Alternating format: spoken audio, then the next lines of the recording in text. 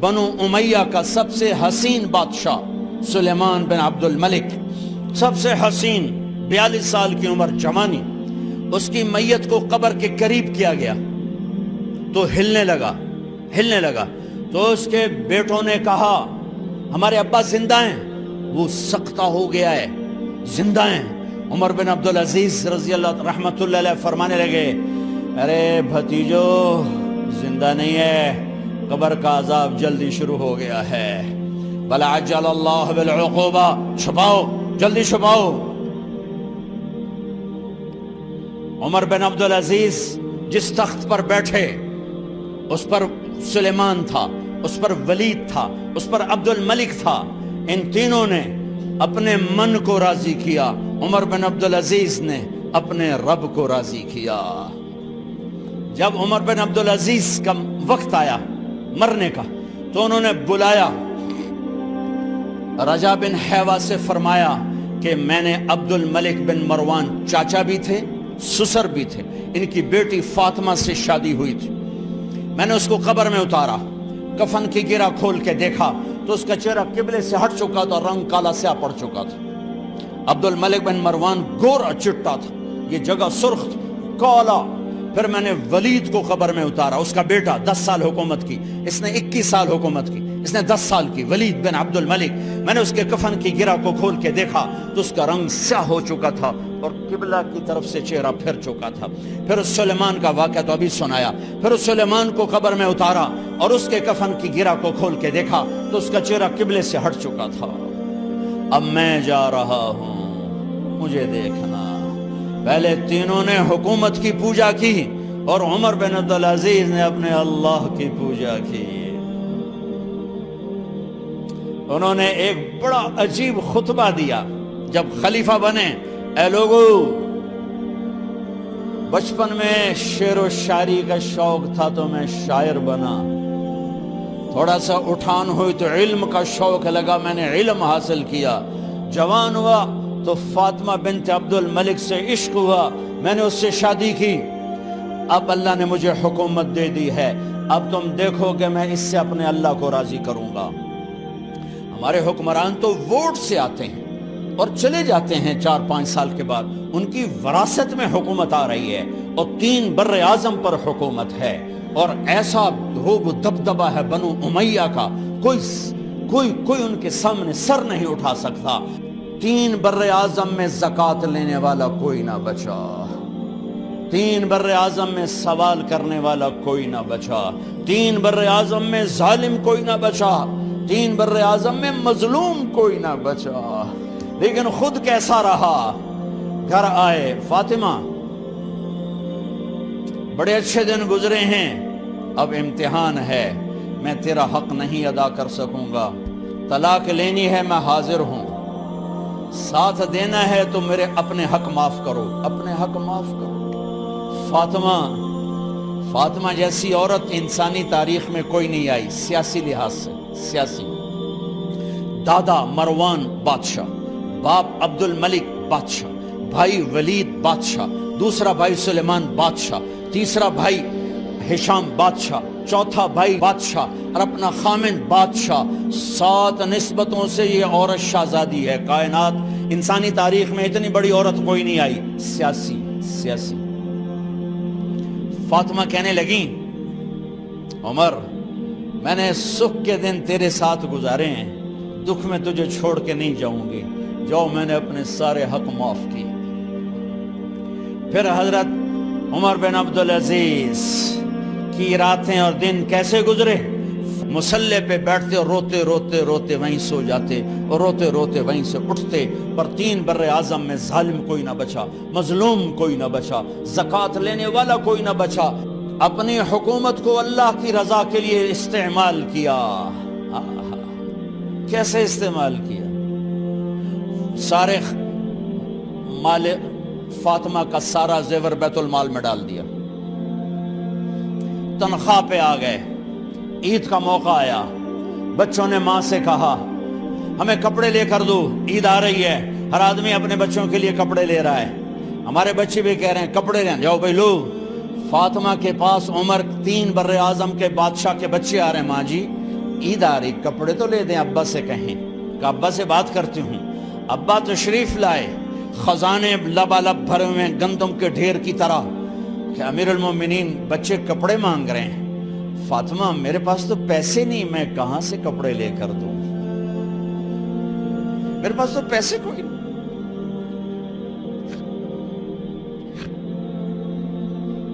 حضرت فاطمہ نے کہا پھر بچوں کا کیا کروں؟ کہا پھر مجھے بھی نہیں پتا کیا کروں۔ اس کے پہلے 3 حکمرانوں نے لوٹ مار کے بازار گرم کیے، ظلم و ستم کے پہاڑ توڑے، اور آج اسی خزانے پہ ایک شخص بیٹھا ہے جو اللہ کو راضی کرنے کے جھنڈے گاڑ رہا ہے۔ تو فاطمہ نے کہا آپ ایسا کریں، اگلے مہینے کی تنخواہ ایڈوانس لے لیں، اس سے میں اپنے بچوں کو کپڑے لے دیتی ہوں، اور گھر کا خرچہ میں مزدوری کر کے گھر کی روٹی چلا دوں گی۔ ارے اپنی تاریخ پڑھو، صرف ڈرامے ہی نہ دیکھتے رہ جاؤ، صرف گانے ہی نہ سنتے رہ جاؤ، اور بھی دکھ ہیں زمانے میں محبت کے سوا۔ انہوں نے اپنے بلایا وزیر خزانہ مزاحم، اپنا ہی غلام، ہاں بھائی مزاحم، ہمیں بچوں کے کپڑے چاہیے، تو اگلے مہینے کی تنخواہ ایڈوانس مل جائے۔ وہ کہنے لگے امیر المومنین آپ مجھے لکھ کر دے دیں کہ آپ 1 مہینہ زندہ رہیں گے، میں آپ کو تنخواہ دے دیتا ہوں۔ عمر بن عبدالعزیز سر جھکایا، اٹھے، گھر گئے، فاطمہ میرے بچوں سے کہہ دو کہ تمہارا باپ کپڑے لے کے نہیں دے سکتا۔ اپنی تاریخ تو دیکھو، عید کا دن آ گیا، خلیفہ وقت عید کی نماز پڑھاتے تھے، نمازیں بھی خلیفہ وقت پڑھاتے تھے۔ بنو امیہ کا خاندان ملنے کے لیے آ رہا ہے، سارے سرداروں کے بیٹے اعلیٰ پوشاک، اعلیٰ لباس ملنے آ رہے ہیں۔ تھوڑے دیر بعد دیکھا تو بچے بھی ملنے آ رہے ہیں، امیر المومنین کی حیثیت سے بچے باپ کو ملنے آ رہے ہیں، اور ان کے جسموں پر پرانا لباس ہے۔ حضرت عمر انہیں دیکھ کر ادھر اپنے سرداروں کے بچے دیکھے تو زرق برق پوشاکیں، اپنے بچوں کو دیکھا۔ ارے اس باپ سے پوچھو جو سب کچھ کر سکتا ہو اور پھر مٹھی بند کر لے کہ نہیں میں نے حرام کی طرف نہیں جانا۔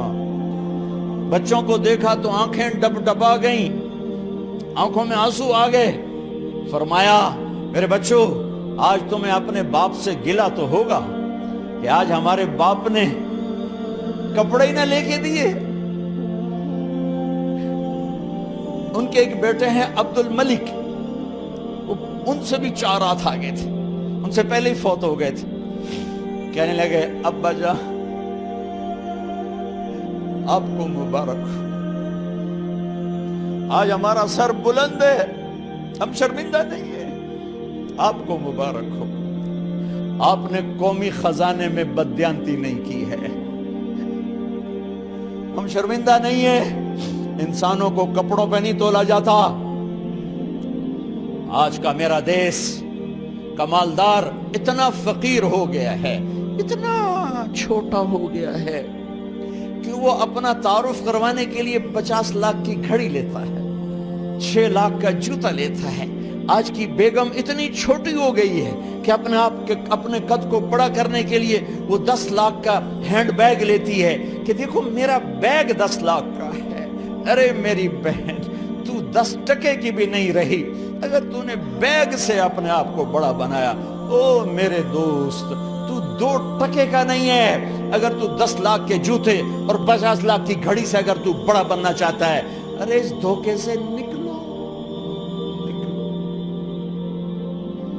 برینڈڈ کہاں جا رہے ہو؟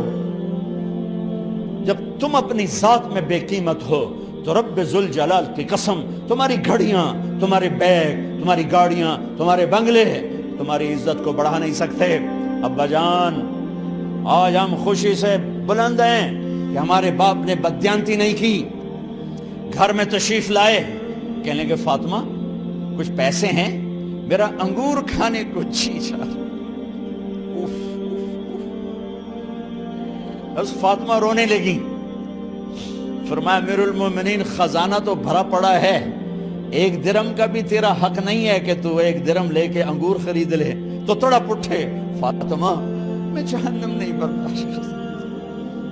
وہ میرے بھائیو جو دن رات سود میں پھنس چکے ہو، جو دن رات جوے شراب میں پھنس چکے ہو، کیسے اللہ کے سامنے سرخرو ہو کر کھڑے ہو گے؟ ایک رات گھر میں تشریف لائے، بچیاں بیٹیاں، منہ پہ ہاتھ، کپڑا رکھا، دوپٹہ رکھا منہ پہ، اور بات کریں۔ آپ نے پوچھا ارے کیا ہوا تمہیں، یہ منہ پہ کپڑا کیوں رکھتی ہو؟ تو خاموش ہو گئی، لیکن گھر کی خادمہ رو پڑی، کہا امیر المومنین آج آپ کی بیٹیوں نے کچا پیاز توڑ کے اس سے روٹی کھائی، سالن کھائی، اور میرے آج کا تاجر کہتا ہے جھوٹ نہ بولوں تو کاروبار کیسے، میرا افسر کہتا ہے رشوت نہ لوں تو گزارا کیسے کروں۔ تو عمر بن عبدالعزیز پھس پہ ہچکیوں کے ساتھ روئے کہ میری بچیوں میں تمہیں بڑے اچھے کھانے کھلا سکتا ہوں، پر میں جہنم کی آگ برداشت نہیں کر سکتا۔ بھائیو، اس بندے نے اپنے آپ کو ذبح کر دی، اللہ کو راضی کرنے کے لیے ذبح کر دی، اپنے ذات کو، اپنے جذبات کو، اپنے احساسات کو۔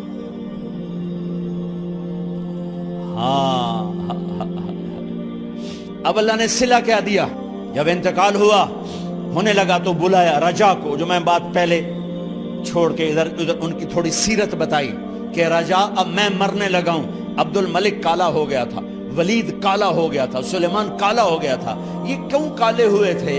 یہ بے نمازی نہیں تھے، بدکاری نہیں کرتے تھے، کسی کی طرف ان کی میلی آنکھ نہیں اٹھی کبھی۔